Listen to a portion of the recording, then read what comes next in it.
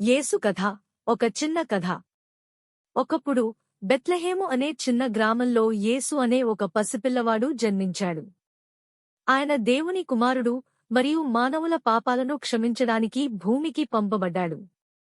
యేసు చిన్నప్పటి నుండే అద్భుతాలు చేయగలడు.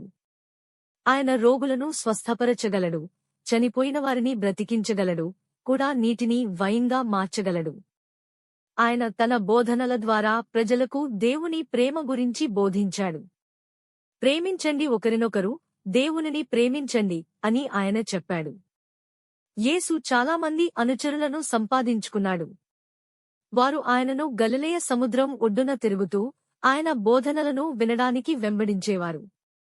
కాని యేసు బోధనలు కొంతమంది మత పెద్దలకు నచ్చలేదు. వారు ఆయనను బంధించి సిలువ వేయించారు. కాని యేసు మరణం వృధా కాలేదు. 3 రోజుల తరువాత ఆయన మళ్లీ బ్రతికి లేచాడు. యేసు తన అనుచరులకు కనిపించి వారిని సువార్తను ప్రపంచానికి వ్యాప్తి చేయమని ఆజ్ఞాపించాడు. ఆయన తరువాత స్వర్గానికి ఎక్కి తన తండ్రి దేవుని కుడిచేతి వైపు కూర్చున్నాడు. యేసు కథ ప్రేమ, క్షమాపణ, ఆశ గురించి ఒక కథ.